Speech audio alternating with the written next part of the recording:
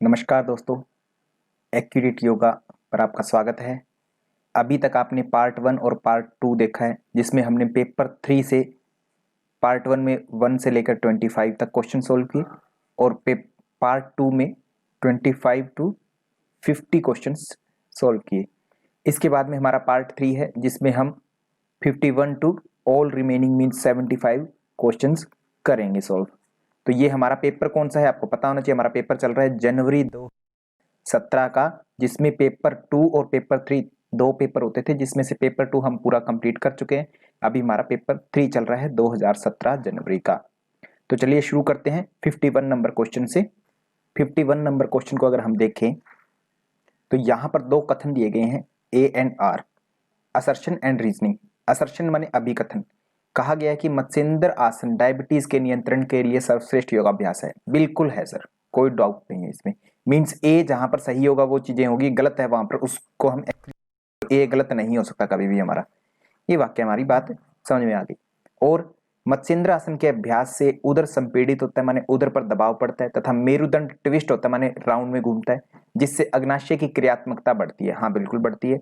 और मधुमेह को नियंत्रण करने में सहायता पहुंचाता है। बिल्कुल पहुंचाता है, माने ए एंड आर बोथ सही हैं। तो आर जहां पर गलत है वो भी चीज नहीं होनी चाहिए, तो ये दोनों नहीं होगी। अब इनमें से व्याख्या सही है या नहीं है? बिल्कुल, क्योंकि मत्स्येंद्र आसन की एक्सप्लेनेशन किया, क्योंकि लगा करके देखेंगे। मत्स्येंद्र आसन डायबिटीज के नियंत्रण के लिए सर्वश्रेष्ठ योगाभ्यास है, क्योंकि लगाया, क्योंकि दूसरी लाइन बन रही है, क्योंकि मत्स्येंद्र आसन के अभ्यास से उदर संपीड़ित होता है, मेरुदंड प्रविष्ट होता है, अग्नाशय की क्रियात्मकता बढ़ती है, माने पेनक्रियाज जो है वो आपका एक्टिवेट होता है, जिससे आपका डायबिटीज कंट्रोल होता है, माने पेनक्रियाज आपका इंसुलिन सिक्रेट करता है परिणाम स्वरूप। तो माने बिल्कुल व्याख्या, इट मींस हमारा ए और आर दोनों के दोनों ही सही हैं। अगर आप यूजीसी नेट जेआरएफ में तैयारी कर रहे हैं तो ये मेरी वेबसाइट है, जिस पर मैंने आपके लिए सारा का सारा कंटेंट 10 के 10 यूनिट डाल दिए हैं। वहां पर आप एक्सेस कर सकते हैं मेरे सारे के सारे 10 यूनिट्स को। वेबसाइट ओपन करेंगे तो आपको 10 यूनिट्स दिखाई देंगे। इनमें से जहां चाहें जो चीज देखना चाहें वो देख सकते हैं इजीली। आप जैसे चाहें जब चाहें 24 घंटे कभी भी इनको एक्सेस कर सकते हैं। रिकॉर्डेड लेक्चर्स को एज ए नोट्स आगे पीछे करके देख सकते हैं। सबसे खास बात यह है कि इनमें आपको दिखाता रहेगा कि आपने कितना कर लिया है। ये देखिए, जैसे ऑरेंज लाइन हो चुकी है तो ऑरेंज लाइन आपको बताएगी कि आपको कब करना है, आगे कब पढ़ना है, और कितना रह चुका है आपका सिलेबस, या आपने पूरा कवर कर लिया है। अगर आप इनको कर लेते हैं तो आपका 100% मैं मानता हूं नेट या जेआरएफ 100% दोस्तों पक्का हो जाएगा। नेक्स्ट देखते हैं 52 नंबर क्वेश्चन। मानवीय मूल्य एक पहिए की धुरी के सदृश है। पहिया जो होता है, टायर होता है, उसकी धुरी के सदृश है, और दूसरे प्रकार के मूल्य इसके चारों ओर होते हैं। हाँ बिल्कुल होते हैं मानवीय मूल्य के। और मानवीय मूल्य सत्यशीलता, रचनात्मकता, त्याग, निश्चलता, आत्मनियंत्रण, परोपकार और वैज्ञानिक दृष्टि हैं। ए और आर दोनों सत्य हो जाएंगे हमारे। तो ए और आर जहां पर गलत है वो हमारा कभी भी उत्तर नहीं हो सकता। माने ये गलत, ये नहीं हो सकता, ये नहीं हो सकता, ये दोनों कभी भी उत्तर नहीं होंगे। 3 और 4 तो होंगे कौन से? हमारा 1 नंबर उत्तर होना चाहिए। व्याख्या भी सही है। नेक्स्ट बात हम करें 53 नंबर क्वेश्चन की। नीचे दिए गए दो अभिकथन है ए एंड आर। प्राणायाम के अभ्यास के द्वारा मन धारणा की क्षमता प्राप्त करता है। बिल्कुल यस। प्रश्न कहाँ का है आप अगर सोचें अपने आप में तो ये प्रश्न है हमारे योग सूत्र का। योग सूत्र में अगर देखते हैं आप, योग सूत्र में प्राणायाम को जब पढ़ते हैं दूसरे अध्याय में, तो वहां पर कहा है कि ततक्षेते प्रकाशावर्णम, और धारणा सूचाई योग्यता मन से, कि धारणा आती है मन में किसके अभ्यास से? प्राणायाम के अभ्यास से। ये बिल्कुल ठीक है ए। दूसरे में देखिए, प्राणायाम श्वसन के स्वैच्छिक नियमन और नियंत्रण की तकनीक है। हाँ बिल्कुल ठीक है। तस्मिन सती श्वास प्रश्वास योर गति विच्छेद है प्राणायाम है, माने स्वैच्छिक नियमन और नियंत्रण की तकनीक है जो धारणा के अभ्यास के लिए मन को सामर्थ्य बनाता है। बिल्कुल ये सही है। आर भी सही है। मीन्स ए एंड आर दोनों सही हैं और इनकी व्याख्या भी एक्चुअली में सही है। मीन्स आपका ए यहां पर भी व्याख्या सही हो जाएगी। इसके बाद है 54 नंबर क्वेश्चन। यहां पर भी असर्शन रीजनिंग है। ध्यान का अभ्यास तनाव से राहत प्रदान करता है। बिल्कुल एक्यूरेट है, इसमें कोई भी गड़बड़ नहीं है। जैसे एक्यूरेट योगा वैसे ही एक्यूरेट प्रश्न। इसके बाद में देखें दूसरी बात, विभिन्न शोधकर्ताओं ने साबित किया है कि ध्यान का अभ्यास स्ट्रेस हार्मोन के स्त्राव को बढ़ाता है, मन को आराम पहुंचाता है, इस प्रकार तनाव से राहत करता है। तो इसमें दोस्तों एक थोड़ी सी गड़बड़ कर दी है कि स्ट्रेस हार्मोन्स को बढ़ाता है, कोर्टिसोल को बढ़ाता है। मेडिटेशन कभी भी कोर्टिसोल को इंक्रीज नहीं करता है। इंक्रीज नहीं करता, क्योंकि अगर स्ट्रेस हार्मोन्स इंक्रीज होंगे इट मीन्स तो कि आप में स्ट्रेस है ज्यादा, है ना। तो ये लाइन गलत है, माने आर बिल्कुल आपकी गलत है। तो आर जहां पर सही है वो लाइनें नहीं हो सकती। यहाँ पर आर यहाँ सही है, ये नहीं होगा। आर यहाँ सही है, ये नहीं होगा, माने ये नहीं है। आर जहां भी सही है वो चीजें नहीं होगी। मीन्स आर आपका गलत है, वो वाली चीज आपको चूज करनी है। आर गलत है, कोर्टिसोल के हार्मोन्स को कभी नहीं बढ़ाता, ध्यान, ये रिसर्च कभी नहीं हुई। तो आर गलत है, वही वाली चीज सही होगी। तो आर यहां पर गलत है और ए हमारा सही है बिल्कुल वाक्य। तो माने हमारा 3 नंबर जो उत्तर है वो बिल्कुल ठीक हो जाएगा, सटीक हो जाएगा। तो ध्यान से समझना है दोस्तों, इसको पॉज करेंगे और आराम से इस बात को समझेंगे कि कोर्टिसोल जो है कभी भी मेडिटेशन करने से इंक्रीज नहीं होता। वो इंक्रीज कब होता है? जब आपके पीछे कुत्ता पड़ गया, है ना, स्ट्रेस बढ़ गया, जब आपको कोई मारने पीटने आ रहा है या आप पर कोई टेंशन आ गई, दबाव आ गया, तब बढ़ता है वो। तो मेडिटेशन में तो ऐसा नहीं होता। मेडिटेशन तो आप पूरी तरह से रिलैक्स हो जाते हैं और रिलैक्स होने का मतलब कोर्टिसोल डिक्रीज होना है। तो यहाँ पर तो बढ़ाना बता दिया, इसका मतलब ये लाइन पूरी की पूरी गलत है, आर पूरा गलत है। तो 3 नंबर आपका ऑप्शन हो जाएगा। नेक्स्ट देखते हैं 55 नंबर क्वेश्चन। बोध टेक्निक ऑफ मेडिटेशन, माने बोध तकनीक के अनुसार, ध्यान तकनीक के अनुसार सावधानी की 4 आधारशिलाएं क्या है। इसमें आपको बता देता हूं कि 4 क्रम होते हैं। यहाँ पर सिंपल है कि 4 चीजें दी गई है तो 4 क्रम बताने हैं अपने को। तो सबसे पहला क्या है आपको पता होना चाहिए, काय, कायनुपासना, ये सबसे पहले है। माने अगर मैं यहां लिखूं तो काय को मैं क्या लिखूंगा, नंबर 1 पर लिखूंगा। नंबर 1 काय उपासना आनी चाहिए, ठीक है। तो दूसरे नंबर पर क्या होनी चाहिए, दूसरे नंबर पर हमारी वेदना उपासना होनी चाहिए, माने ये 2 नंबर पर आनी चाहिए। इसके बाद में करें तो तीसरे नंबर पर हमारी चित्तानुपासना होती है और चौथे नंबर पर हमारा क्या होगा, धम्मानुपासना। 4th नंबर पर हमारा धम्मानुपासना होता है। तो इस प्रकार से ये 4 हो गई। अब इनको हमें सीरीज अनुसार रखना है कि सबसे पहले कामानुपासना माने डी होना चाहिए सबसे उत्तर, और आगे क्या होना चाहिए, फिर बी होना चाहिए, फिर सी होना चाहिए, फिर ए होना चाहिए। माने ये हमारी सीरीज होनी चाहिए। डी बी सी ए कहां पर है, डी बी सी ए इस 4th नंबर ऑप्शन में है, माने ये हमारी सीरीज हो जाएगी यहाँ पर। तो इस चीज को हम ध्यान रख लेंगे, डी बी सी ए 4th नंबर हमारी सीरीज हो जाएगी। तो इस प्रकार से ये चारों स्तर हुए, ये इसको अच्छे से देख लेंगे।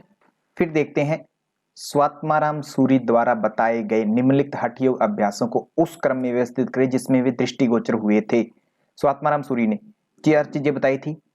चतुरंग योग माना जाता है हठ प्रदीपिका में, हठ प्रदीपिका के लेखक हैं स्वामी स्वात्माराम। चतुरंग योग माना जाता है, क्या क्या है वहां पर, आसन है और क्या है, दूसरे नंबर पर कुंभक है, तीसरे नंबर पर क्या है, मुद्राएं हैं और फिर आपके नादानुसंधान है। ये तो इनको क्या करेंगे, 1 2 3 4 ये सीरीज है। अब इनको इस आधार पर ये सीरीज रख लेते हैं। यहां पर आसन किस नंबर पर बताया, 3 नंबर पर, 3 नंबर ले लिया। कुंभक किस नंबर पर बताया, 1 नंबर पर। और मुद्राएं किस नंबर पर बताई, 2 नंबर पर। नादानुसंधान 4 नंबर पर। 3 1 2 4 होना चाहिए, 3 1 2 4 केवल और केवल इस 4 नंबर ऑप्शन में है। तो मींस आपका ऑप्शन हो जाएगा 4 नंबर बिल्कुल करेक्ट। ये सीरीज हो जाएगी आपकी, बिल्कुल सिंपल है दोस्तों। नेक्स्ट है 57 नंबर क्वेश्चन। 57 नंबर क्वेश्चन जो है, वैराग्य के निम्नलिखित चरणों को उचित क्रम में व्यवस्थित कीजिए। आपको यहां पर कुछ भी नहीं दिया गया, समझ आ जानी चाहिए तुरंत। कहां से है, योग भाष्य से। योग भाष्य बोले तो व्यास भाष्य जी ने वैराग्य के 4 स्तरों को अच्छे से एक्सप्लेन किया है। उसमें भी मैं बात करूं तो योग सूत्र जो महर्षि पतंजलि का है उस पर आधारित क्वेश्चन है ये, योग सूत्र महर्षि पतंजलि का। तो वहां से क्वेश्चन है ये। देखा जाए तो उत्तर क्या क्या होंगे, व्यतिरेक, यतमान, वशीकार, एकेंद्रिय, मीन सीरीज पूछिए। आपको मैंने अच्छे से बताया हुआ है बच्चों कि जो सीरीज है उसमें 4 प्रकार के वैराग्य होते हैं। यतमान, पहला यतमान होता है, फिर व्यतिरेक होता है, फिर एकेंद्रिय होता है और फिर वशीकार होता है। ये 4 प्रकार के वैराग्य होते हैं सीरीज वाइज, 1 2 3 4। अब इसमें ऑप्शन में देखेंगे कैसे लिखा हुआ है इनको। ऑप्शन में देखेंगे कि एकेंद्रिय 4 नंबर है, ये 4 नंबर पर लिखा हुआ है। वशीकार या व्यतिरेक 1 नंबर पर लिखा हुआ है, व्यतिरेक को 1 कहा गया है यहाँ पर। यतमान को 2 कहा गया है और वशीकार को 3 कहा गया है। तो माने 2 1 4 3 हो वही आपका ठीक है, 2 1 4 3 इसमें मिलता है। तो ये सीरीज मेरी बिल्कुल करेक्ट है। इसमें चीजें और बता दी जाती हैं आपको, 1 2 चीजें। इस ये चारों के चारों किस में आते हैं दोस्तों, ये चारों के चारों आते हैं अपर वैराग्य, अपर वैराग्य। इन फ्यूचर आपसे क्वेश्चन पूछा जा सकता है कि निम्नलिखित में से कौन सा एक अपर वैराग्य का पार्ट नहीं है या है, इस प्रकार से पूछा जा सकता है आपको। ये होते हैं चारों अपर वैराग्य। ये सबसे पहले घटित होते हैं क्रमानुसार, यतमान आता है पहले, व्यतिरेक आता है, फिर एकेंद्रिय आता है, फिर वशीकार आता है और अंत में पर वैराग्य आता है। माने संसार से परे की चीजों के अंदर भी वैराग्य आ जाता है ना। तो ये परवैराग्य आता है अंतिम में। सबसे श्रेष्ठ वैराग्य कौन सा हुआ? परवैराग्य। तो ये होता है, तो ये इसको कल को आपको दिया गया हो इसमें एक इंद्रिय की जगह परवैराग्य हो, तो परवैराग्य सबसे अंत में आ जाएगा उस समय। ठीक है, तो इस चीज को आप अच्छे से जान लेंगे। मैंने अच्छे से योग सूत्र में आपको एक्सप्लेन किया है, वेबसाइट पर आप देख सकते हैं, वहां पर जाकर के आप ज्वाइन कर सकते हैं। इसके बाद में आपका 58 नंबर क्वेश्चन, निम्नलिखित में से अंतःस्रावी ग्रंथियों को मानव शरीर में उनके ऊपर से नीचे की ओर उपस्थिति के अनुसार व्यवस्थित करना है। तो सबसे इन सारी ग्लैंड्स को क्रमानुसार रखना है। तो मुझे पता है ग्लैंड्स कितनी है हमारी, तो मेन ग्लैंड मैंने आपको बताई थी यही है। एक पीनियल ग्लैंड होती है सबसे ऊपर, फिर उसके नीचे हाइपोथैलेमस होता है जिससे जुड़ी रहती है पिट्यूटरी, पिट्यूटरी होती है जिसको मास्टर ग्लैंड बोलते हैं, फिर थायराइड होती है। सारी ग्लैंड पता होनी चाहिए, शायद सारी ग्लैंड है तो कल को ऑप्शन ये 4 ना देकर के कोई 5वां भी ऑप्शन मिल जाएगा इसके अलावा, तो भी आप आराम से कर देंगे। तो इसलिए ये चीजें हैं। फिर अगर सीरीज से चले तो पैराथायराइड होता है, थायराइड के पीछे 4 ग्लैंड होती है ना, छोटे छोटे डॉट से होते हैं। फिर उसके बाद में पैराथायराइड के बाद में नीचे आते छाती के बीचों बीच होती है थाइमस ग्लैंड, जो स्टर्नम के आसपास होती है, थाइमस ग्लैंड होती है। फिर उसके बाद में और नीचे आते हैं तो पेनक्रियाज मिलता है हमें, है ना, पेनक्रियाटिक करता है जो डायबिटीज के लिए उत्तरदायी है, माने कम एक्टिवेट होने से डायबिटीज होता है। फिर एड्रीनल आता है, एड्रीनल माने रीनल से जुड़ी हुई है, जो रीनल से जुड़ी हुई कौन है? एड्रीनल ग्लैंड, जो किडनी के आसपास होती है। फिर उसके नीचे आते हैं गोनेड्स माने सेक्स ग्लैंड्स जो होती हैं, जो सेक्स हार्मोन्स प्रोड्यूस करती है। ये ग्लैंड्स का क्रम है हमारे शरीर में। अब इसमें से कल को जरूरी नहीं है कि ये 4 ही ऑप्शन मिले, आप कहीं इस प्रश्न को तैयार कर लिया, 4 ऑप्शन है इसको रट लिया, है ना। सबसे बड़ी बड़ी गलती बच्चे क्या करते हैं, ऑब्जेक्टिव स्टडी में सबसे पहले हाथ पैर मारने लगते हैं, और वो सबसे गलत बात है। ऑब्जेक्टिव स्टडी में हाथ पैर आपको नहीं मारना है शुरुआत में, ये ध्यान रखेंगे, क्योंकि ऑब्जेक्टिव स्टडी में हाथ मारेंगे तो आपको केवल ये 4 चीजों का पता लग रहा है। एग्जामिनर जरूरी थोड़ी ना कल को भी ये 4 चीजें वही सेम दे, आपको कुछ अलग देता है। जब आप सार पढ़ते हैं, जैसे हम एक्यूरेट योगा पर हम आपको पढ़ाते हैं, पूरा सार में पढ़ाते हैं, डिटेल में इजी लैंग्वेज में हर चीज पढ़ाई जाती है आपको। जब वहां पढ़ते हैं तो आपको पता लगता है तो वो कैसे हैंडल करना है।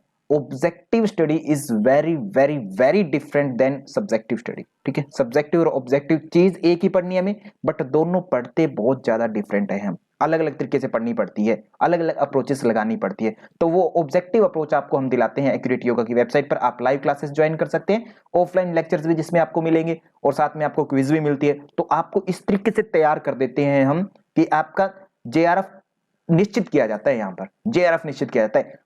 कम से कम 80% क्वेश्चन आपको इजीली पेपर देखते ही आप सोल्व कर पाते हैं, इतना आपको स्ट्रांग बनाया जाता है यहाँ पर। ठीक है, तो 80% जिस बच्चे के क्वेश्चन कम से कम हो जाएं, है ना, कम से कम, हालांकि मैं गारंटी देता हूं 100% क्वेश्चन आते हैं मेरे मैटर में से, परंतु फिर भी एक अगर साधारण बच्चे के हिसाब से देखें कि वो 100 में से अगर मैं करवाऊं उसको, तो 80 क्वेश्चन इजीली वो गेट कर सकता है। 80 क्वेश्चन अगर और 30 क्वेश्चन फर्स्ट पेपर में निकाल लेते तो जेआरएफ क्यों नहीं होगा, भागे भागे होगा, दौड़े दौड़े होगा, है ना। तो कहने का मतलब ये है दोस्तों कि इतने क्वेश्चन अगर आप कर लेते हैं, 80 क्वेश्चन इतनी अगर आप तैयारी कर लेते तो आराम से जेआरएफ है। और जेआरएफ का मतलब आपको पता होगा कि लगभग 30 से 40 लाख रुपए आपको मिलते हैं एक बार में, तो वो कितनी बड़ी बात है। तो इसलिए आप आज घबराइए मत, आप ज्वाइन कीजिए, अच्छे से अच्छे स्टडी पढ़िए, ज्यादा से ज्यादा जितना उसके पढ़िए। आज मेहनत कर लेंगे, कल को आपके बहुत काम आएगी, है ना। तो चलिए क्वेश्चन पर आते हैं फिर से हम। तो ये जो ग्लैंड है क्रमानुसार पीनियल हुई। अब हमें दिया क्या क्या गया है, इसमें से थायराइड ग्लैंड दिया है 1 नंबर पर दिया है, तो थायराइड को मैं चुन लूंगा, 1 नंबर लगा दिया मैंने इसके आगे। और क्या दिया है, गोनेड्स दिया है माने जनन ग्रंथियां, ये कितने पर दिया, 2 नंबर पर। फिर एड्रिनल भी दिया, एड्रिनल मुझे दिए 3 नंबर पर, एड्रिनल 3 नंबर पर दी है। पिट्यूटरी 4 नंबर पर, पिट्यूटरी 4 नंबर पर। तो सीरीज बनाइए, 4 1 3 2 बन गया, 4 1 3 2 यहां पर है 4 नंबर ऑप्शन में, तो ये उत्तर अपना ठीक हो जाएगा 4 नंबर ऑप्शन, 4 1 3 2। तो इस प्रकार से ये सारी ग्लैंड्स के सीरीज दोस्तों याद कर लेंगे। अगर सारी याद कर लिया आपको तो फिर कल को कोई ऑप्शन मिले, कैसा ही प्रश्न मिले, आप इजीली सॉल्व कर पाएंगे। बट ये 4 याद करी तब दिक्कत हो जाएगी, तो प्रश्न को आपको हर तरीके से लेकर के चलना है। फिर नेक्स्ट है आपका 59 नंबर क्वेश्चन, निम्नलिखित में से आहार द्रव्य को विटामिन सी के अनुसार आपको रखना है। विटामिन सी के अनुसार अगर मैं बताऊं आपको, तो सबसे रिच सोर्स आपको देखते ही पता है कि आंवला जो है सबसे रिचेस्ट सोर्स है, किसके लिए, विटामिन सी के लिए रिचेस्ट सोर्स है।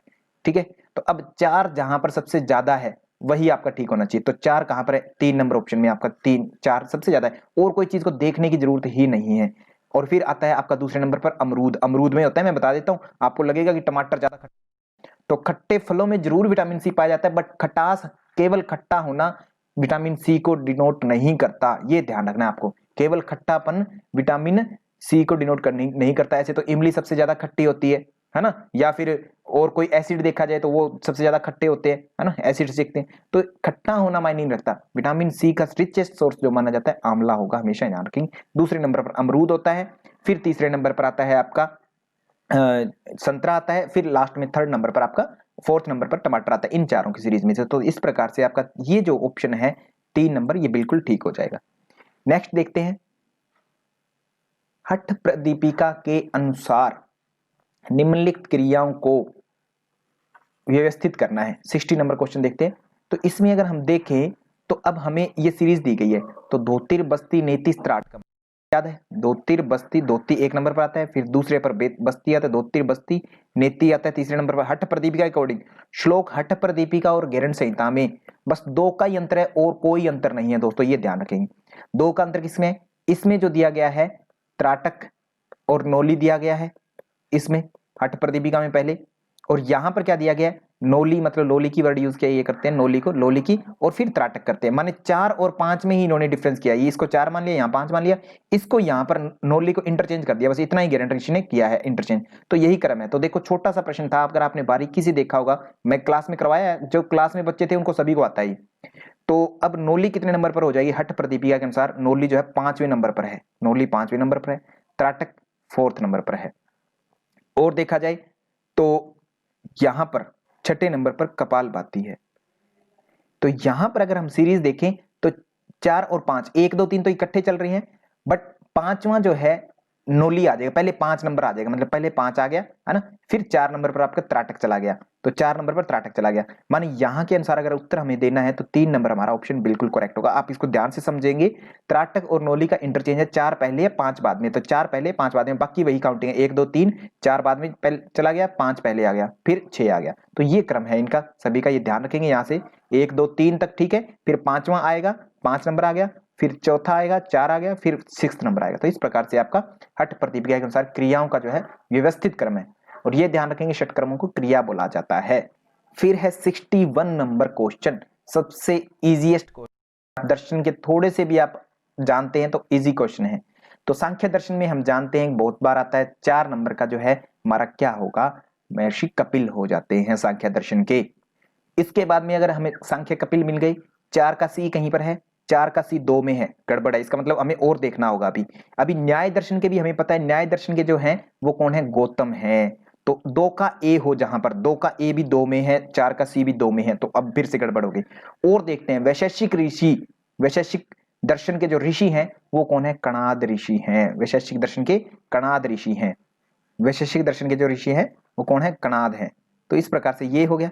तो ये एक और बी, एक का बी हो, एक का बी केवल 2 में है, तो ये हमारा ऑप्शन बिल्कुल ठीक हो जाएगा। तो एक का बी माने वैशेषिक दर्शन के कौन होंगे, कणाद होंगे। 2 का ए माने न्याय दर्शन के गौतम मुनि होंगे। आगे फिर 3 का सी जैमिनी बैठ रहे हैं, बिल्कुल डी, 3 का डी बैठ रहे हैं, और फिर 4 का सांख्य दर्शन के कपिल होना चाहिए, माने सी होना चाहिए, तो सी बैठ रहा है बिल्कुल। ये 2 नंबर का उत्तर हमारा बिल्कुल ठीक हो गया। तो 6 दर्शन है हमारे, बाकी 2 और कौन से बचाते हैं, एक योग दर्शन बचता है। योग दर्शन के कौन है, महर्षि पतंजलि हैं, अगर वो ऑप्शन इन फ्यूचर आपको मिले। और क्या है, वेदांत दर्शन है। वेदांत दर्शन जो है मुख्य रूप से ब्रह्म सूत्र पर आधारित है, ये ध्यान रखेंगे। ब्रह्म सूत्र जो कि प्रस्थान त्रयी में से एक है, उसके ब्रह्म सूत्र के रचयिता कौन है, वादरायण, जिनको व्यास नाम से गया है, वादरायण, ठीक है। तो ये आप ध्यान रखें, आदि गुरु शंकराचार्य नहीं है, ये ध्यान रखेंगे। ब्रह्म सूत्र के रचयिता कौन है, वादरायण, ये प्रवर्तक है दर्शन के। वेदांत दर्शन के एक आचार्य जरूर हैं शंकराचार्य, एक शाखा हो जाती है उनके कारण अद्वैत वेदांत की, परंतु वेदांत दर्शन की जो मुख्य सूत्र है प्रस्थान त्रयी में से एक जो है ब्रह्म सूत्र, उसमें जो लेखक है उसके कौन है, वादरायण जी। तो ये है। तो 6 के 6 दर्शन में से कोई भी प्रश्न आया आप इजिली कर लेंगे। हठ प्रदीपिका में से कौन सा युग्म सही ढंग से सुमेलित नहीं है? हठ प्रदीपिका के अगर लेखक देखें तो कौन है, स्वामी स्वात्माराम जी है, बिल्कुल ये सही है, इसमें कोई गड़बड़ नहीं है। अ लाइट ऑन योगा, योगा सूत्रा पर एक बुक है जो बीकेएस अयंगर ने लिखी है, बिल्कुल सही है। सही नहीं तो राजा मार्तंड को हम क्या कहते हैं, राजा भोज, है ना, राजा मार्तंड, राज मार्तंड या राजा भोज नाम से जानते हैं, जो कि भोज राजा भोज है, उन्होंने राज मार्तंड नामक एक ग्रंथ लिखा, ये भी ठीक है। भज गोविंदम जो है ये व्यास से रिलेटेड नहीं है, वेद व्यास से रिलेटेड नहीं है। भज गोविंदम किसने लिखा था, भज गोविंदम भज गोविंदम भज गोविंदम मूढ़मते।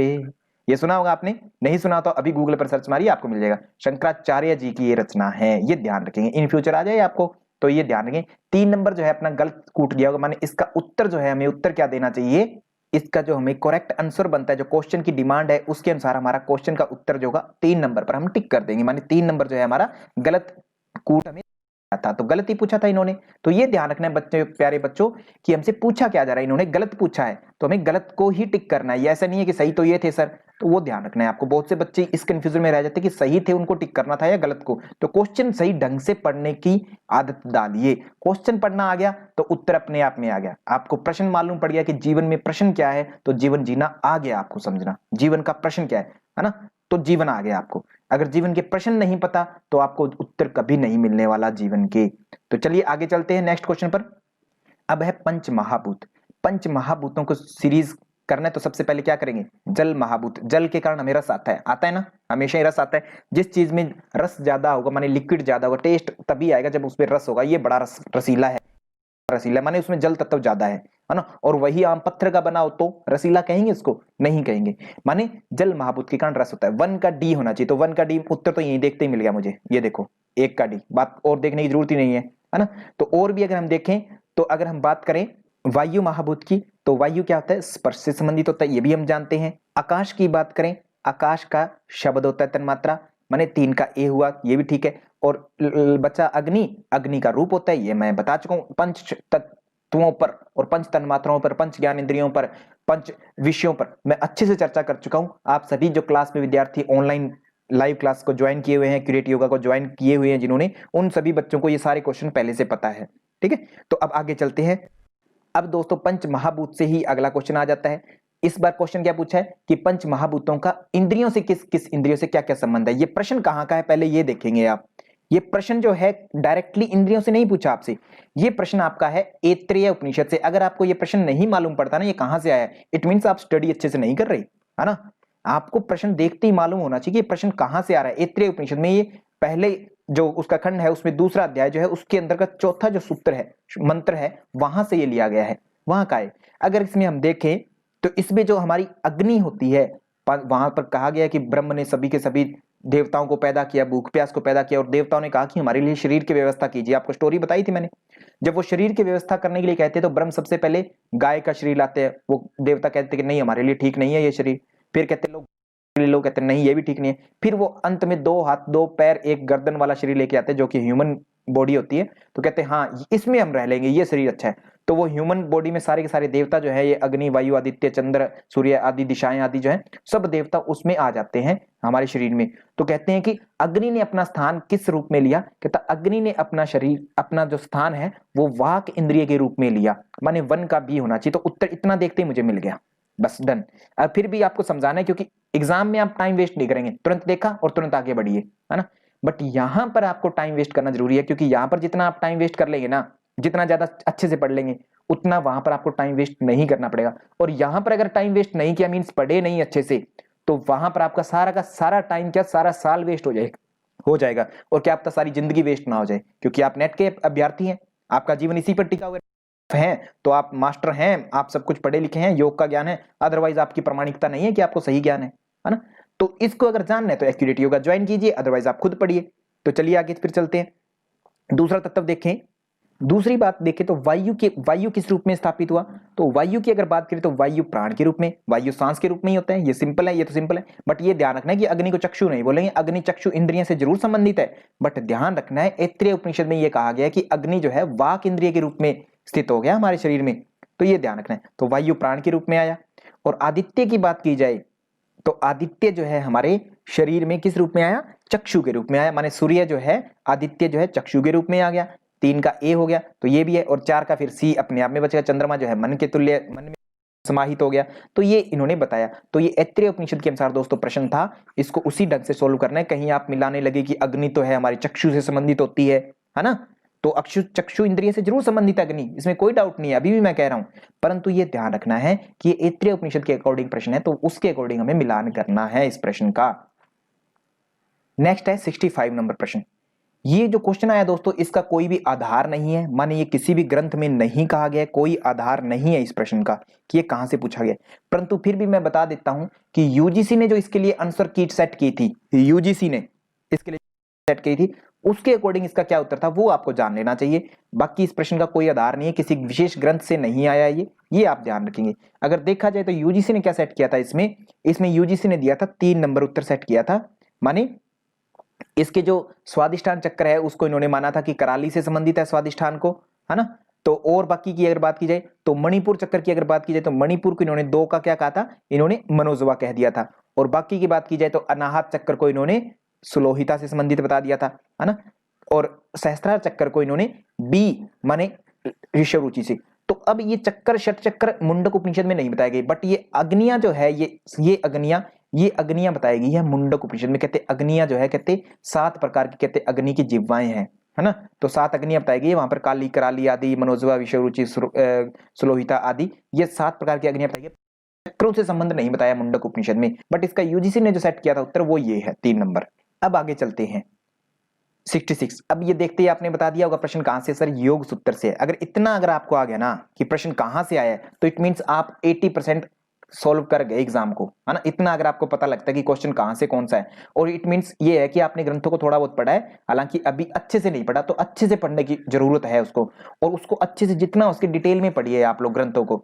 ओरिजिनल टेक्स्ट पढ़िए, सबसे अच्छी बात है। अगर आप में ये लगता है कि ओरिजिनल टेक्स्ट के अलावा एक हमें सानिध्य की जरूरत है, माने टीचिंग मेथड की भी जरूरत है, तो एक्यूरेट योगा आपको प्रोवाइड करवाता है सारी टीचिंग स्टाइल्स के माध्यम से आप अपना जेआरएफ इजीली और लिमिटेड पढ़ करके आप कर सकते हैं। माने आप अपने आप पढ़ेंगे तो आपको लिमिट्स पता नहीं है कि कितना पढ़ना है कितना नहीं पढ़ना, कितना छोड़ना है कितना पढ़ना है, किस वे में पढ़ना है, क्योंकि ऑब्जेक्टिव अप्रोच जो है वेरी वेरी डिफरेंट, बहुत डिफरेंट है हर चीज में, है ना। और जो सब्जेक्टिव अप्रोच है वो अपने आप में डिफरेंट है। तो एक्यूरेट योगा आपको एक ऑब्जेक्टिव अप्रोच दिलाता है, जिसके कारण आप पढ़ते हैं तो आप अपना आराम से जितने भी आपके एग्जाम हैं इजीली सॉल्व कर लेते हैं, है ना, ऑब्जेक्टिव तरीके से। तो इसको हम अगर देखें योग सूत्र का, अगर ये प्रश्न देखा जाए तो ये कहां का प्रश्न है, ये प्रथम अध्याय का 33 नंबर है, जिसमें चित्त प्रसादन के उपाय बताए गए। मैत्री करुणा मुदितोपेक्षाणाम, मैत्री करुणा मुदितोपेक्षाणाम, सुख दुख, मैत्री का संबंध किससे है, सुख से है, माने 3 का ए से है, तो 3 में ए कहां, इसमें, बस डन। अब मुझे और देखने की जरूरत नहीं है। तो हमारा मैत्री, फिर करुणा आता है दूसरे नंबर। करुणा किसके प्रति करना चाहिए, दुखियों के प्रति। 2 का जो 1 है उसका हमारा डी होना चाहिए, 1 का डी भी ठीक है। फिर मुदिता जो है, मुदिता का अर्थ होता है प्रसन्नता। प्रसन्नता की अगर बात की जाए तो ये किससे संबंधित होगा, ये हमारा होगा संबंधित हमारे पुण्य से, माने सुखी, हमें प्रसन्नता होनी चाहिए पुण्य व्यक्तियों को देख करके, और दुखी व्यक्ति जो है उनके लिए करुणा भाव आना चाहिए, और सुखी व्यक्ति उनके लिए मैत्री भाव आना चाहिए, और जो पापी हैं जो पाप करते हैं उनकी हमें उपेक्षा करनी चाहिए, इग्नोर करना चाहिए, उनके बारे में तो चिंतन मनन ही नहीं करना, महर्षि पतंजलि कह रहे हैं, क्योंकि अगर आप चिंतन करोगे तो हो सकता है उनके गुण आ जाए, क्योंकि आप जैसा चिंतन करते हो वैसे आपका दिमाग विकसित होता है, वैसे आपके गुण आते हैं। तो अगर तुम पापियों के नफरत भी करते हो ना, इट मीन्स आप पापी होने की उपेक्षा करनी, इग्नोरेंस, बिल्कुल इग्नोर, छोड़ दीजिए उनको साइड में, है ना। तो 4 का आपका बी हो जाएगा। तो इस प्रकार से ये हुआ। नेक्स्ट देखते हैं फिर दूसरा 67 नंबर क्वेश्चन देखते हैं। 67 नंबर प्रश्न देखते ही आपको समझ में आ चुका होगा, योग सूत्र से है। 4 प्रकार के कर्म बताते हैं महर्षि पतंजलि। कहां का प्रश्न है ये, कौन से नंबर का है, 4th अध्याय से प्रश्न है ये आपको पता होना चाहिए, 4th अध्याय का प्रश्न है ये, है ना। तो ये मैं आप पर छोड़ता हूं कि 4th अध्याय में कौन सा श्लोक है, ये कौन सा मंत्र है, कौन सा सूत्र है, आप उसको देखेंगे। योग सूत्र में सूत्रों की बात की गई तो कौन सा सूत्र है, और ये बता देता हूँ फर्स्ट 10 के अंदर अंदर का ही है, और 10 में भी चलो ये हिंट दे देता हूँ 5 to 10 के बीच में, ये भी बता दिया, है ना। तो आप खोज लेंगे इसको, खोज करके वो सूत्र याद करेंगे ताकि आपको अच्छे से बातें पता लगे। तो यहां पर आप अगर देखें, और कमेंट बॉक्स में जरूर दोस्तों अगर आप देख रहे हैं वीडियो को तो लिखना, मुझे सूत्र बताना कि ये सूत्र आपको कहां मिला, 4th अध्याय का ये कौन सा सूत्र है, कहां से प्रश्न आया, ताकि मुझे भी पता लगे जो मेरे व्यूअर्स हैं वो कितना अच्छे से पढ़ते हैं, उनको क्या सूत्र पढ़ते भी है नहीं पढ़ते, चीजों को कैसे पढ़ते हैं, ऑब्जेक्टिव अप्रोच आपको आई या नहीं आई करनी, है ना। तो आपको उत्तर देना है। अब आपके लिए प्रश्न छोड़ दिया मैंने यहां पर, योग सूत्र का कहां से लिया गया है ये प्रश्न। तो अब आगे देखते हैं। तो 1 नंबर जो शुक्ल बताया गया है, शुक्ल किसको बोलते हैं, शुक्ल बोलते हैं हम सफेद, और सफेद मतलब जिसके जीवन में कोई दाग नहीं है, माने पुण्य आत्मा, है ना, उसको बोलते हैं। तो 1 का हमारा क्या हो जाएगा, हमारा पुण्य कर्म हो जाएंगे, ठीक है, ये हो गया। और कृष्ण कर्म माने शुक्ल सफेद, कृष्ण माने काले, काले काम, काली कमाई माने पाप की कमाई, यही बोलते हैं फिल्मों में देखा काली कमाई कर रहे हैं, है ना। कृष्ण माने काला, तो काले पाप से हो गया। और अब क्या बचा इसमें, और बचा शुक्ल और कृष्ण साथ में आगे। शुक्ल मीन्स पुण्य और कृष्ण मीन्स पाप, पुण्य और पाप इकट्ठे हो जहां पर, तो ये हो गया। माने अगर उत्तर मैं देखूं तो इसमें मुझे एक का बी होना चाहिए, एक का बी केवल इसमें है, उत्तर यहीं से मिल जाता है, मुझे ज्यादा देखने की जरूरत नहीं है। और दो का फिर शुक्ल कृष्ण है, उसको हम पुण्य और पाप कहते हैं, बिल्कुल है कह रहे हैं। तीसरे में कृष्ण, कृष्ण किस में है, कृष्ण है हमारे डी में, माने इसमें आ गया। और यहां पर जो 4 नंबर है उसका हमारा क्या हो जाएगा, उसका हमारा अशुक्ल कृष्ण, ये जो होते हैं पुण्य और पाप से रहित, ये क्रम किन के होते हैं, ये योगियों के होते हैं। सामान्य मनुष्य जो होते हैं अब सारे हमेशा ही शुक्ल अथवा कृष्ण अथवा शुक्ल कृष्ण ये तीनों क्रम करते रहते हैं, कोई पुण्य करता है, कोई पाप करता है, कोई दोनों क्रम करते हैं ऐसे। बट योगी जो होते हैं वो निष्काम क्रम करते हैं, जिनको निष्काम क्रम को क्या बोला गया है महर्षि पतंजलि के अकॉर्डिंग, अशुक्ल अकृष्ण बोला गया है, अशुक्ल अकृष्ण बोला गया है। माने पुण्य और पाप से दोनों से रहित, माने कोई फल नहीं देते योगियों को ये वाले क्रम। तो 2 ऑप्शन हो जाएगा इसका। नेक्स्ट क्वेश्चन देखते हैं, निम्नलिखित में से कौन सा युग्म सही ढंग से सुमेलित नहीं है। यहां पर भी नहीं पूछा गया सेम पहले की तरह, तो सही क्या क्या है पहले तो प्रश्न देखते हैं। आसन, स्थिरता, प्राणायाम, लाघवम, प्रत्याहार, धैर्य, ध्यान, प्रत्यक्ष। मीन्स मेरे समझ में आ गई ये बात कि ये कहां से है, ये गेरंड संहिता का क्वेश्चन है, गेरंड संहिता के अकॉर्डिंग पूछने कह रहे हैं। अगर आपने आसन स्थिरता सोच लिया तो ये योग सूत्र के अकॉर्डिंग तो ठीक है, बट बाकी के तीनों गलत हो जाएंगे, माने तीनों बाकी के सही रहना चाहिए, एक ही गलत होना चाहिए, तो एक गलत करने के लिए हमारा आसन ही गलत होगा।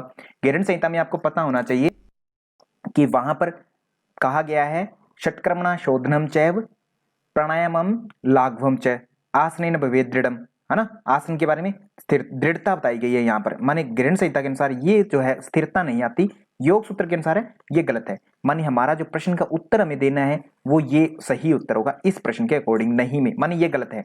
और बाकी प्राणायाम से क्या होता है, लघुता आती है, बिल्कुल आती है।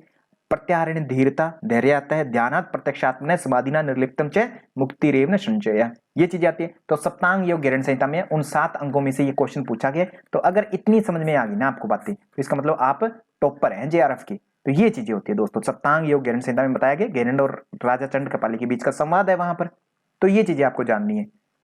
नेक्स्ट क्वेश्चन देखते हैं 69, सूची 1 को सूची 2 के साथ सुमेलित कीजिए। सूची 1 को सूची 2 के साथ सुमेलित करना है, तो सूची 1 और सूची 2 इसमें क्या है, एनाटॉमी का प्रश्न है, इतना आपको समझ में आएगा सर एनाटॉमी का है, बच्चे ने शुरुआत में कह दिया होगा किसी ने ना, जो भी वीडियो देख रहा है सबसे पहले समझ में आएगा सर एनाटॉमी का प्रश्न है। एनाटॉमी से कहां से है, एनाटॉमी से ये हमारा नर्वस सिस्टम का प्रश्न है। नर्वस सिस्टम में से भी अगर ब्रेन से मैं कहूं तो ब्रेन का प्रश्न है, हाँ बिल्कुल है। तो अब इसमें मैंने आपको अच्छे से समझाया हुआ है दोस्तों कि मेडुला के अंदर आपके रेस्पिरेशन को कंट्रोल करने वाले तत्व होते हैं मेडुला में, रेस्पिरेशन को और हार्ट बीट को आपको कंट्रोल करने वाले होते हैं। तो रेस्पिरेशन सिंपल यहां पर है, 3 का डी होना चाहिए, तो 3 का डी तीनों में ही है, ओहो गड़बड़ हो गई। तो चलो आगे और देखते हैं। अब आपको इतना ही पता है कि हाइपोथैलेमस जो होता है आपका, उसका मेन काम क्या होता है, टेम्परेचर को कंट्रोल करना। टेम्परेचर किस में है, बी में है, तो 4 का बी होना चाहिए, तो 4 का बी एक में ही है, बस उत्तर मिल गया हमें, कंफर्म है, ठीक है। बट फिर भी हम और में देखते हैं। सेरिब्रम की बात की जाए तो सेरिब्रम की अगर देखा जाए, सेरिब्रम को अगर देखें तो एक यहां पर, और सेरिब्रम में क्या होता है, आपके सेंसरी पार्ट होता है, पैराइटल लोब में सेंसरी एरिया होता है जिस पर आपके कोई भी बाहर चीज घटित हो रही है देख रहे हैं, है ना, तो वहां से आप करते हैं देख। ऑक्सीपिटल लोब में सेरिब्रम के श्रवण सुनने का काम करता है, ऑडिटरी लोब होता है एक, और भाव जो आपके गेस्चर एंड पोस्चर, माने एक तरह से गेस्चर पोस्चर भाव एक्सप्रेशन जो होते हैं आपके वो। और सेरिबेलम का फिर क्या काम बचता है, सेरिबेलम का होता है आपके शरीर का बैलेंस बनाना, कि आप खाना खा रहे हैं तो आप अंधेरे में भी अगर खाना खाएंगे तो आपका जो रोटी का जो है वो आपके मुंह में ही जाएगा, सीधा चपाती जो आपके मुंह में जाएगी, है ना। अंधेरे में भी कर रहे हैं, नहा रहे हैं अंधेरे में, लाइट बंद है, फिर भी आप पानी डाल रहे हैं, आपके अपने सिर पर डालेंगे। ऐसा नहीं है कि आप पानी डाल रहे हो, ओह गलती से अंधेरे में मुझे दिखा नहीं और आपने दूसरे पर पानी डाल दिया, ऐसा तो नहीं होता अंधेरे में, है ना। कहने का मतलब ये जो स्थिति बनाए रखता है, क्रियाओं को हमारी नियमित करता है, बैलेंस करता है। हम जब चलते हैं रास्ते में तो अपने आप हमारे पैर हिलते हैं, तो हाथ अपने आप हिलते हैं, हमारा हाथ हिलाना मकसद नहीं होता, हमारा पैरों को हिलाना मकसद होता है। बट सेरिबेलम जो होता है अपने आप ही कंट्रोल कर लेता है हमारे हाथों को। तो कभी हाथ रोक करके चल के देखना अजीब लगेगा बहुत ज्यादा, क्योंकि सेरिबेलम की गतिविधि बिगड़ जाएगी। तो सेरिबेलम का काम क्या हुआ, बैलेंस करना, गेस्चर एंड पोस्चर जो हमारी स्थिति है और स्थिति संबंधी क्रियाएं जो हैं उससे रिलेशन अपने आप कोरिलेट करवाता है, वो कौन करवाता है, सेरिबेलम। तो ये इस प्रकार से हुआ। तो इस प्रकार से आपका 2 का ए होना चाहिए, 1 का सी होना चाहिए, और 3 का आपका डी होना चाहिए, और 4 का आपका होना चाहिए। तो इस प्रकार से ये उत्तर हो जाता है। नेक्स्ट है सूची 1 को सूची 2 से सुमेलित करना है, मैच करना है। तो सिंपल है दोस्तों, मैंने आपको सिंपल भाषा में बताई है कि वात पित्त कफ हम त्रिदोष मानते हैं, वात पित्त कफ। ऐसे ही लिखना है आपको हमेशा, वात पित्त कफ। इसमें बताया कि मैंने नीचे से शुरू करी है 20, 20 दूनी 40, 40 दूनी 80, ऐसे लिख दीजिए। अब वात के आगे 80 से मेल होगा, वात का 80 से मेल करवाना है आपको। वात का 80 से मेल होने के लिए एक का क्या चाहिए आपको, बी चाहिए। एक का बी 2 में है, अभी आपको और मिलान करना होगा। और 2 में अगर देखिए पित्त में 40 होना चाहिए, तो पित्त सी में हो जाएगा, 2 का सी होना चाहिए। तो एक का जहां पर बी हो और 2 का सी हो, वो वाली चीज आपकी ठीक हो जाएगी। देखिए एक का यहाँ पर गलत, ये नहीं है, एक का यहाँ पर बी जरूर है बट 2 का सी नहीं है, तो ये नहीं होना चाहिए। और 3 का आपका क्या हो जाएगा, कफ के 20 रोग हो जाएंगे, माने 3 का ए हो जाएगा। और 4 का जो है आपका कोई 2 दोष दूषित हो जाएंगे, एक साथ 2 दोष दूषित हो गए, जैसे वात भी इंबैलेंस हो गया, पित्त भी इंबैलेंस हो गया, तो द्वंद्व विकार हो जाएंगे, माने 2 दोषों से उत्पन्न विकार हो जाएंगे। तो दोस्तों इसके साथ में मैं आपको बता कि आपको अगर यूजीसी नेट जेआरएफ की तैयारी करनी है योगा सब्जेक्ट की, तो मैं यहाँ पर एक्यूरेट योगा के माध्यम से आपको सारी की सारी तैयारी करवाई जाती है। जैसे ही आप ज्वाइन करते हैं, आपको 10 के 10 यूनिट्स के लेक्चर्स की रिकॉर्डिंग वीडियोस, जैसे आप रिकॉर्डिंग यूट्यूब पर देखते हैं, सेम वैसी ही आपको मिल जाती है। 10 के 10 यूनिट्स की सेम वीडियोस मिल जाती है, जिसमें आपको 10 यूनिट मिलेंगे, साथ में आपकी लाइव क्लासेस चलेंगी, साथ में आपकी क्विज चलेंगी। डेली आपको क्विज मिलती है, डेली आपकी लाइव क्लासेस होती है, डेली एक बार में 10 यूनिट मिल जाते हैं। अगर आपके पास टाइम नहीं है कि लाइव क्लास में आप आ सके, तो आप ऑफलाइन भी सारी की सारी लेक्चर्स को मेरी वेबसाइट पर जाकर के देख सकते हैं। इसके लिए अगर आप चाहे तो सबसे पहले ट्रायल ले सकते हैं। 2 डेज के लिए ट्रायल फीस है दोस्तों 500 रुपीज, टू लिए ट्रायल फीस है, फ्री में नहीं है ट्रायल। मैं फिर बता देता हूँ, ट्रायल फीस 2 डेज के लिए रुपीज है। अगर आप ये पे करते हैं, तो अगर आप कंटिन्यू रखना चाहते हैं तो रिमेनिंग फीस आप पे कर सकते हैं बाद में, जितनी भी रह जाती है। तो दोस्तों ये आपको लिए तीनों चीजें हमने रखी हुई है, जिसमें आप पक्का जेआरएफ आपका एश्योर हो जाता है, आपका सिलेबस पूरा का पूरा आपको कंप्लीट करवाया गया है। आप चेकअप कर सकते हैं ट्रायल के थ्रू। फिर हम देखते हैं नेक्स्ट क्वेश्चन। तो दोस्तों यहां पर 71 टू 75 क्वेश्चन बताए गए हैं, जिसमें हिंदी में गद्यांश दिया गया है। आपसे रिक्वेस्ट है कि इसको पहले पॉज करेंगे वीडियो को, और इसको आराम से धीरे धीरे पढ़ेंगे। मैं आराम से ऊपर नीचे कर रहा हूं, ताकि आप आराम से बिल्कुल धीरे धीरे इसको पढ़ सके। इसको पॉज कर लेंगे वीडियो को, ताकि आप आराम से इसको पढ़ सके। ये इतना ही हमारा सारांश है। इस सारांश में से हमें प्रश्न ढूंढने हैं, इसी के अनुसार हमें प्रश्न ढूंढने हैं। तो मैंने ऑलरेडी इसमें से ढूंढ लिया, तो मैं आपको डायरेक्टली उत्तर बता देता हूं। आप उत्तर जब देंगे तो इसको पहले पढ़ेंगे और फिर उत्तर देंगे अच्छे से। तो इसका जो पहला प्रश्न है, किस विश्व निकाय ने योग को मानवता के अमूर्त सांस्कृतिक विरासत की सूची में उत्कीर्ण किया? तो इसका अगर हम उत्तर देखें तो सबसे पहले हमारा उत्तर होगा यूनेस्को ने। यूनेस्को ने उत्कीर्ण किया। ठीक है, आगे हम बात करें दूसरा, अमूर्त सांस्कृतिक विरासत की रक्षा करने के लिए अंतर सरकारी समिति का 11वां सत्र कहां आयोजित हुआ? इस पहरे को आप ऊपर पढ़ेंगे तो आपको इथियोपिया दिख जाएगा, इथियोपिया में। और आगे अगर बात करें तो योग के संबंध ज्ञान एवं कौशल के मुख्य अभिरक्षक कौन है? कौन मतलब मुख्य सुरक्षा किसके अंतर्गत होता है? प्रश्न इसको पढ़ेंगे तो योग गुरु आपको समझ में आ जाएगा, योग गुरु हैं। नेक्स्ट देखें तो किसने प्राचीन भारत में विभिन्न पहलुओं जैसे स्वास्थ्य एवं औषधि या शिक्षा और कला को प्रभावित किया? किसने प्रभावित किया? सबसे मेन जो है, अगर हम इसमें उत्तर देखें तो हमारा योग दर्शन जो है, इसने सबसे पहले स्वास्थ्य एवं औषधि या शिक्षा और कला को प्रभावित किया था। पैराग्राफ के अकॉर्डिंग हमें उत्तर देना है दोस्तों, ये ध्यान रखना है। आगे अगर बात करें तो यूएन निकाय के प्रशस्ति पत्र के अनुसार योग विधियां व्यक्तियों को किस रूप में सहायता करने के लिए अभिकल्पित की गई हैं? तो इसमें अगर आपने पहरा पढ़ लिया होगा अच्छे से, तो इसमें ये भी सही है, नंबर 1। नंबर 2 भी सही है, मोक्ष के लिए भी बताया गया है। तीसरा जो है, संसारिक सुखों का आनंद लेने के लिए योग का किसी प्रकार से कोई महत्व नहीं बताया गया यहां पर इस पैराग्राफ के। तो माने ये 3 नंबर नहीं होगा, 1, 2 और 4 जहां पर भी है, वो हमारा जो उत्तर है वो बिल्कुल ठीक हो जाएगा। 1, 2 और 4 जो है हमारा बिल्कुल ठीक हो जाएगा। तो थैंक यू दोस्तों, इस प्रकार से हमने जनवरी 2017 का पेपर 3rd कंप्लीट कर लिया। 3 पार्ट्स में। आप इनकी बाकी की वीडियो अगर नहीं देखिए तो वो देखिए, और नीचे सब्सक्राइब बटन है तो सब्सक्राइब दबा सकते हैं आपको अच्छा लगे तो। Thank you to all. और आप अगर ज्वाइन करना चाहते हैं एक्यूरेट योगा को, तो आपको नंबर दिया गया है वेबसाइट पर, ऊपर दिया गया है, और सबसे लास्ट में भी आपको मिलेगा रेफरेंस, वहां से कॉल कर सकते हैं आप, किसी भी तरीके से जुड़ सकते हैं हमसे। और ट्रायल लेना चाहें तो आप 2 दिन के लिए ट्रायल ले सकते हैं विद इन 500 रुपीज ओनली। तो थैंक यू अगेन दोस्तों, थैंक यू सो मच। अगर आप यूजीसी नेट जेआरएफ में तैयारी कर रहे हैं, ये मेरी वेबसाइट है जिस पर मैंने आपके लिए सारा का सारा कंटेंट 10 के 10 यूनिट डाल दिए हैं। वहां पर आप एक्सेस कर सकते हैं मेरे सारे के सारे 10 यूनिट्स को। वेबसाइट ओपन करेंगे तो आपको 10 यूनिट्स दिखाई देंगे। इनमें से जहां चाहें जो चीज देखना चाहें वो देख सकते हैं इजीली। आप जैसे चाहें जब चाहें 24 घंटे कभी भी इनको एक्सेस कर सकते हैं। रिकॉर्डेड लेक्चर्स को एज ए नोट्स आगे पीछे करके देख सकते हैं। सबसे खास बात यह है कि इनमें आपको दिखाता रहेगा कि आपने कितना कर लिया है। ये देखिए जैसे ऑरेंज लाइन हो चुकी है तो ऑरेंज लाइन आपको बताएगी कि आपको कब करना है, आगे कब पढ़ना है और कितना रह चुका है आपका सिलेबस या आपने पूरा कवर कर लिया है। अगर आप इनको कर लेते हैं तो आपका 100% मैं मानता हूं नेट या जेआरएफ 100% दोस्तों पक्का हो जाएगा।